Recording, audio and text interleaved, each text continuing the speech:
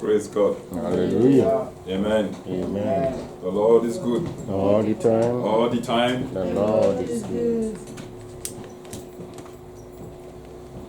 Quickly just talk to God this morning. Ask God to send down the Holy Spirit to teach us this moment. Father, we thank you. Father, we thank you. We ask, Lord, at this moment, send down the Holy Spirit to come and teach us. In the name of Jesus. To come and help us. To come and reveal to us. To come and strengthen us. Thank you, Father. Thank you, Lord. For in Jesus' precious name we pray. Amen. Praise God. Hallelujah. Amen. Amen. What do we have today? Revelation. Okay. Praise God. That means everybody is going to be a teacher today. Praise God. Quickly, let's go to. We're starting from outline. Lesson 14.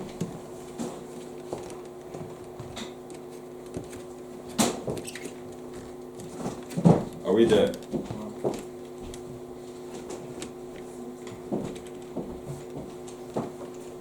Lesson 14.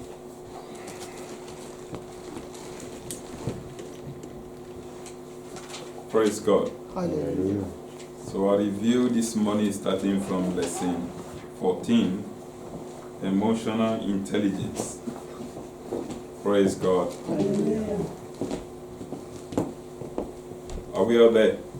Yes. Okay. So I want somebody to help us with the introduction.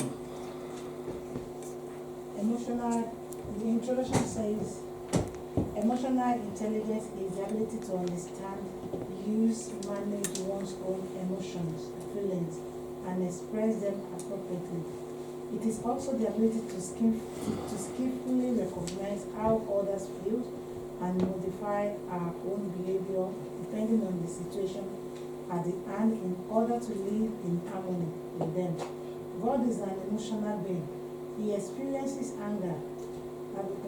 Psalm 78:38. He weeps, he grieves. We are made in the image of our God, meaning we also bear his emotional image. He gave us a soul to relate, a mind to think, and a will to choose. Genesis 1:31, Psalm 139:13. His emotions are positive, holy, noble, and appropriate. Hence, as Christians, led by the Holy Spirit, we should have the mind of Christ and strive to reflect his divine quality in our response. Philippians 2:5. Praise God. Hallelujah. All right, quickly, I want somebody to work on that on the review. I said we are going to do it together. Amen. Amen. So the first lesson, when this lesson was new, so I started doing the teaching. Now it's for you to teach me. Praise God. Hallelujah. Amen. Amen. So you are in the position to reciprocate. Praise God.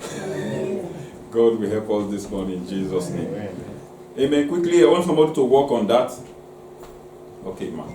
Praise God. Hallelujah. So, according to the introduction, it says all of us, we have the ability to control our feelings, our emotion. Like when we are angry, we are upset, we have that ability to control it, not to affect others or even to affect us. We are created in the image of God. God too, experience angers and he has feelings towards us.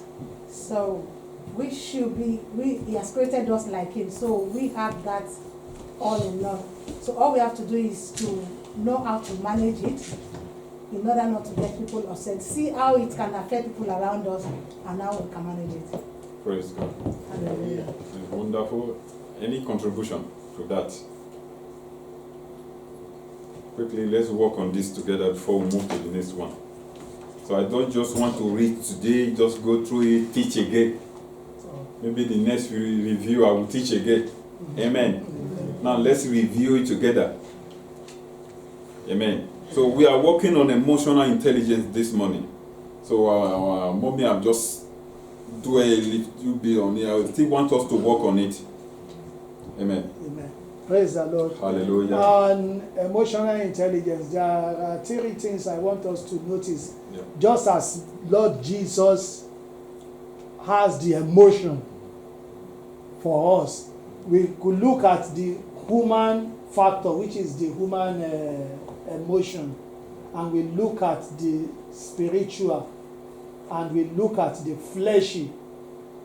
The human factor is something, a human emotion is what we all have. It's already inbuilt in us. And we could see that in that factor, it's just like we pinch somebody like this. The person will react that, oh, something touches me. And this is the same way Lord Jesus is doing for us.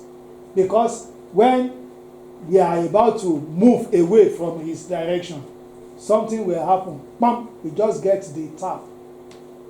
And when we look at the other side, which is what I call the spiritual, is when we know that, oh, something is being done, but not in the right area.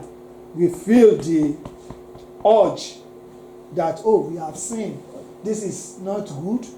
It's because once we have the touch or the feel of Christ, the feel of God in us, that one will make us to know how to walk. But the fleshy emotion is something that people will do and say, but the world is doing it. The world is doing it. Imagine a child of God saying the world is doing it.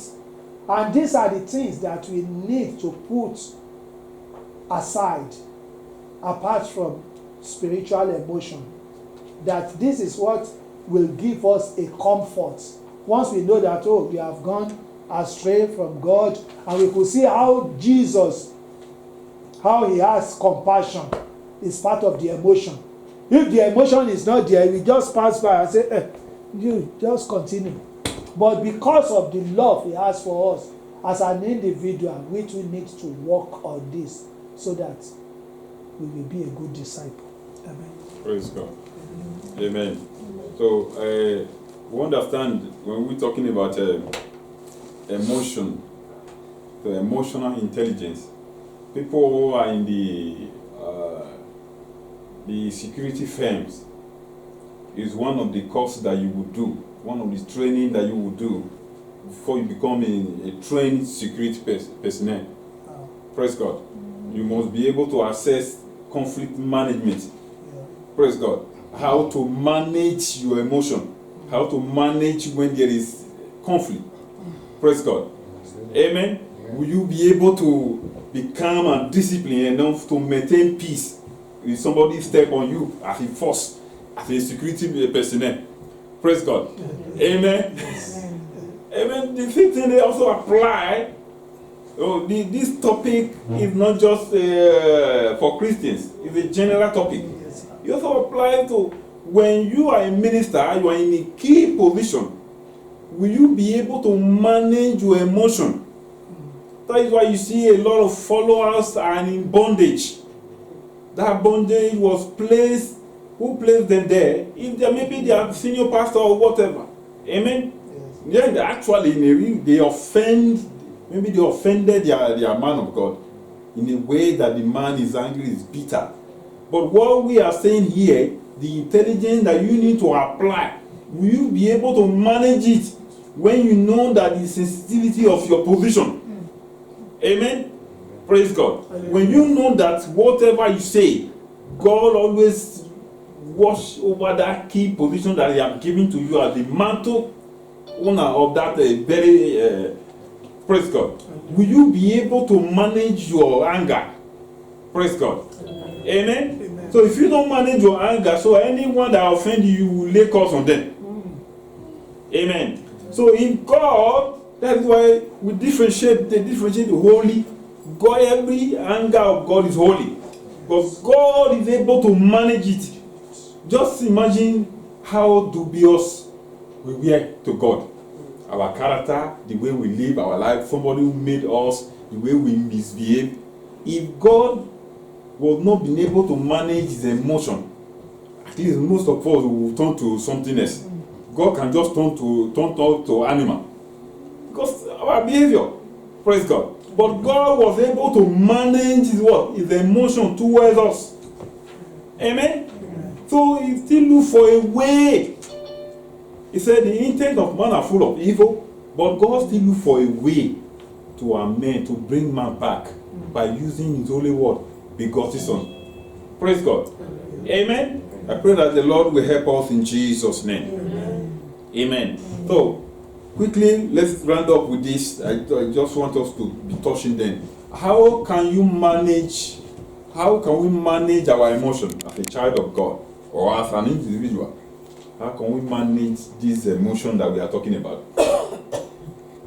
You know, if we can manage this emotion does not know whether you are anointed or not. Yes, sir. You can be anointed man of God, but you can't manage your emotion. Praise God. Amen. Pray that the Lord will help us in Jesus' name. Amen. How can we manage this emotion? I believe that we need the grace of God, one, and we need the Spirit of God, and listen to the word. I mean, when we read the word of God, let it be our guidance. Because emotion, like you said, is something that can lead to so many things, you know. It just purports. Everybody has it in them, whether, like you said, whether you are a believer or whether you are not a believer. I mean, anything can affect your emotion. But you need, as a child of God, to focus on Christ. Focus on listening to what the Spirit of God is telling you. Like we had so many incidents. Personally, I have an incident. This guy just drove past me, I said it before. And he just clicked my emotion. I said, you won't go. Something just said, why don't you just ram him off? You know? But because of the Spirit of God, so the Spirit said, if you ram him, what will happen to you and to them? So we need to listen to what the Spirit is telling us. We need that grace of God to overcome it. It happens in every aspect of our lives. Every aspect. You might be even cleaning alone, and somebody just step on where you have just cleaned. I mean, you need that grace of God to overcome it. God help us in Jesus. Praise God. Amen. So, well, the answer was just self-control. Specifically to children of God now. You answer it in I want us to give it a general, let it be a general answer. But this topic does not specify to Christian alone. It's a topic, it's a general topic that will affect every human being. So when we talk about God, amen, and we are talking about the other side of it, we must be able to talk about the believer and the unbeliever, how it affects every one of us. Praise God. Because the Bible makes us understand that God created, he said, for God so loved the world. The Bible does not say for God so loved Christian. Amen. So when we are dwelling on some certain topic, we must be able to base it generally. How it affects us as a human being under God. So every human being, whether believer or unbeliever, are being what? Created by God. So how, praise God. Self-awareness. Yeah. Like you know you have the issue of, like some people, they have problem with anger. Mm-hmm. So if they realize it and they accept it, because some people don't accept, they have that spirit of anger in them, but they don't want to accept they have it. Yeah. So once you realize that you have that and you seek for help, you can go for psychological, people that know, the professionals who can help you to manage it. So that is one of it. Once you realize it, you work on it by seeking help. I think that would be very manageable. Praise God. Amen. That's wonderful. Any other contribution? Self-control. Yeah. You know, like what she said, if I know I have anger management issue, if I put the other side, like I'm a Christian, if I ask myself, what can I do to help myself in a situation like this? Every little thing triggers my anger. Yeah. I can as well ask myself, when it happened, what can I do? Develop something like a therapy for myself. You know, sometimes maybe singing. My mother used to tell us, if somebody angers you, count 1, 2, 3 to 100. So you hurt me now, and I will start 1, 2, 3, 4. By the time I get to maybe 50, I'm tired of even counting. Rather, Don't stop, don't react until you count the 1, 2, 3 to 100. So there's something we can do to help ourselves, like self-control, develop a therapy for ourselves when it happens. Holy Spirit will quicken us. We are not limiting it to Christian as well, but as a Christian, we believe that Holy Spirit will help us when we work a plan for ourselves to control the emotion at that particular time. Praise God. Hallelujah. Amen. That's wonderful. Amen. So we will learn how to manage our anger. Praise God. To be angry is not a sin. Praise God. It's not a sin at all. Because Jesus said, say what? He said, be what? Be angry. But do not what? Sin. Do not commit sin. Amen. So when every Christian needs to have the habit or learn how to be angry in some certain situation. Praise God. Amen. To be angry is to reject what you don't like. Amen. So if you are not angry, you are not okay. I'm a quiet person. There's no quiet person. There's no child of God that is quiet. Praise God. Amen. They're not quiet Christian. Because devils speak all the time. You need to what? Speak all the time. There's no way I'm a quiet Christian. A quiet brother. No. You must be able to talk all the time. Amen. Because the mind is working. As the devil is speaking to your mind, then you speak to him. Somebody can see you saying something. You must be. God is not a quiet God. If God is quiet, we won't have this Bible today. Go to Genesis. Say God said. God, why did they say God said? Why can't they say God was quiet and things come to pass? God was quiet. God was quiet. Amen. He said, God said, God said, God said, God said, and God saw. Amen. Praise God. And the Lord will help us in Jesus' name. Amen. So we learn to, as a Christian, we always ask the Holy Spirit to help us. There are things that are very difficult for you to live. Why? Maybe that thing is now become your habit. Praise God. It's difficult. Anytime you say, I don't want to do this thing, you see yourself doing it. So the only one that is able to help you out in that very situation is the Holy Spirit. Amen.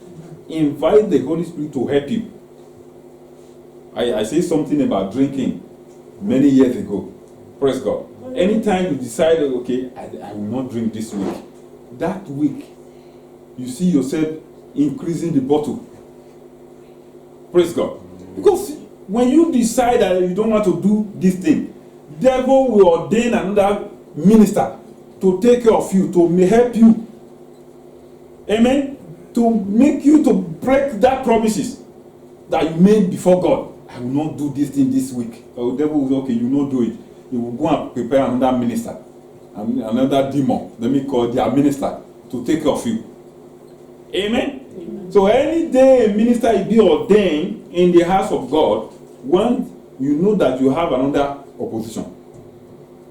Praise God. Every political party have opposition. Praise God. So, to what you just said now about Christian not quiet, that there's no Christian that is quiet. Yeah. There's something happened yesterday. My sister, my younger sister, passed away the day before yesterday.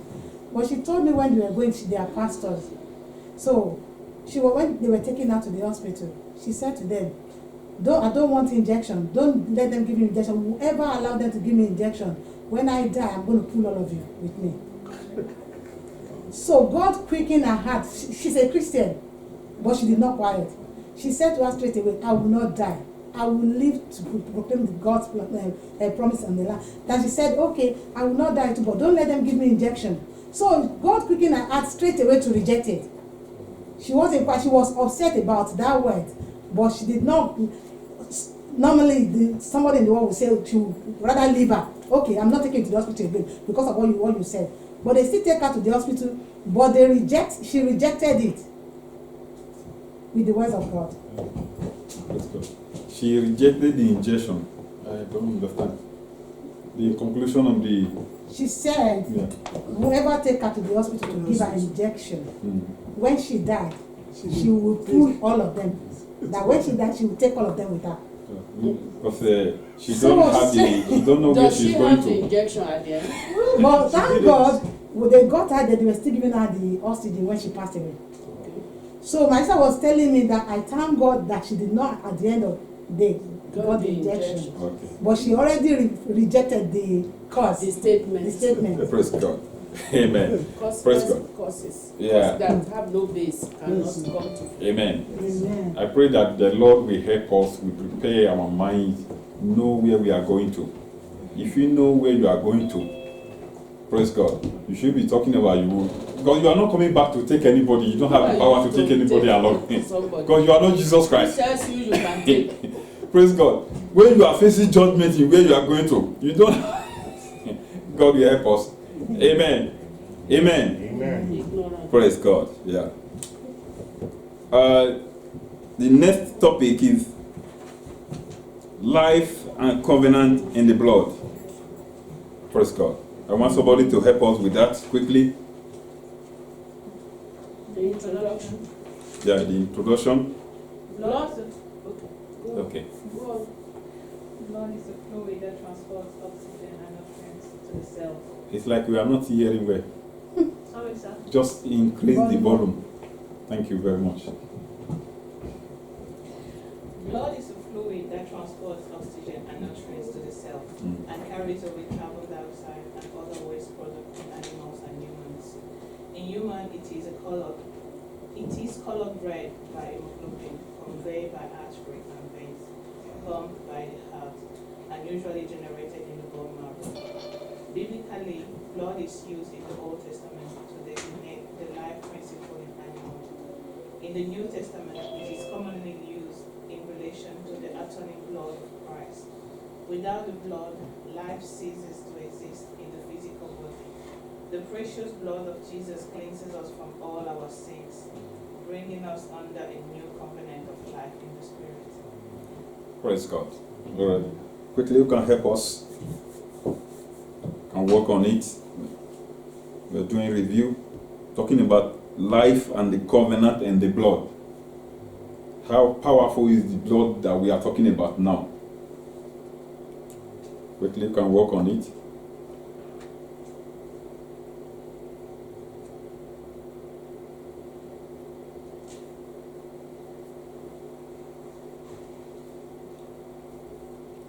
Okay, let's read Leviticus 17 verse 11 so that one will also help us out. The memory verse. Amen. Are we there? For the life of the flesh is in the blood, and I have given it to you upon the altar to make an atonement for your souls. For it is the blood that maketh an atonement for the souls. Amen. Let's work on it.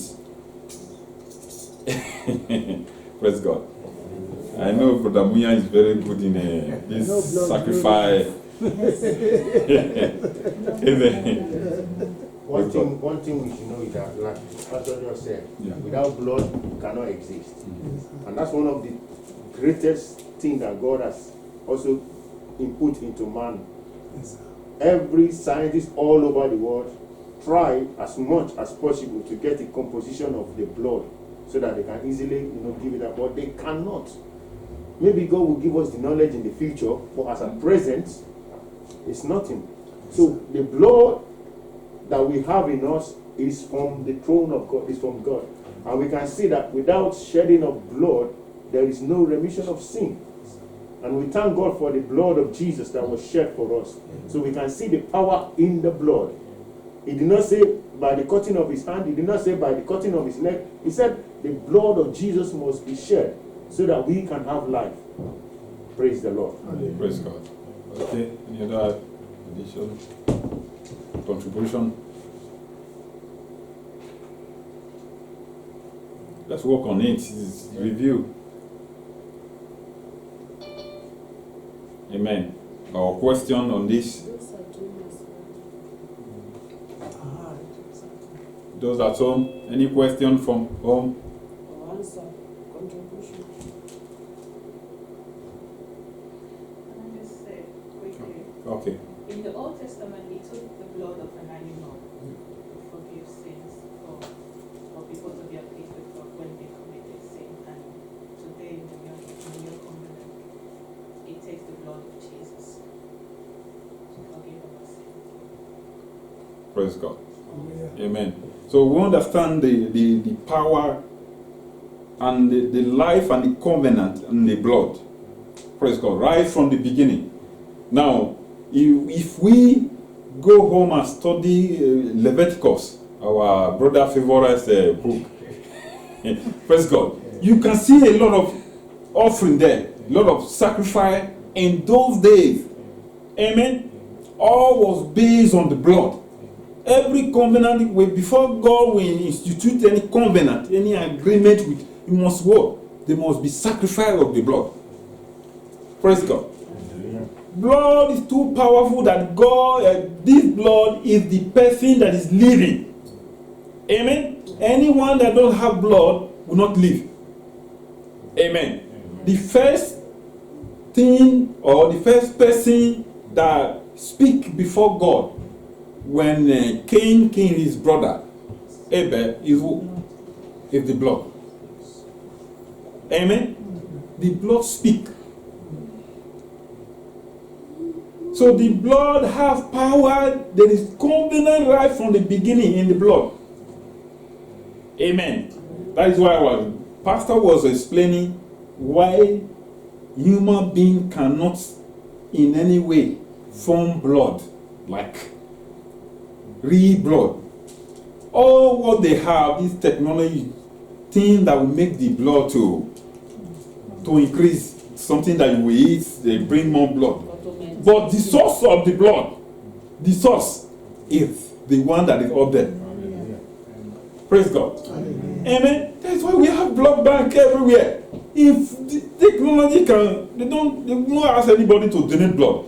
They can just go to their lab and prepare and make their own blood. Amen. That's why we have people, blood come and donate blood.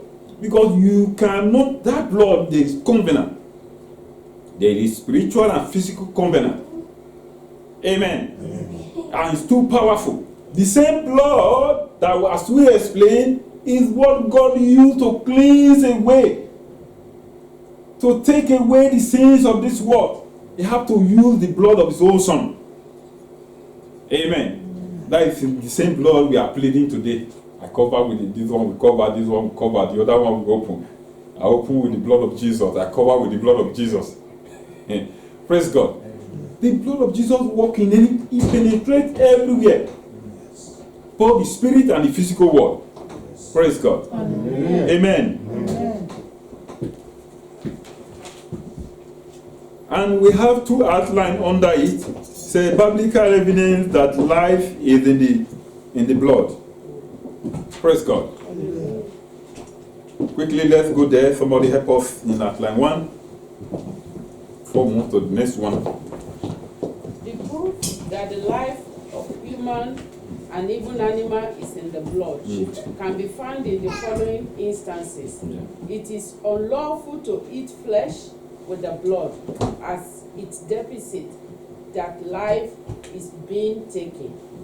The shedding of man's blood amounts to destroying God's creation and image. The life-giving blood enables a man who is alive to give God praise, as the dead are unable. The fact that life of the flesh is in the blood gives blood its power to atone for the sins of the sinners, redeem and give eternal life. The blood is a witness to the fact that God sanctified his Son, Jesus Christ, to save the world. Just as it was under the law, everything is made clean by the blood, so also under the new and better covenant, Jesus had to die, shed his blood to make us clean from all our sin. Praise God.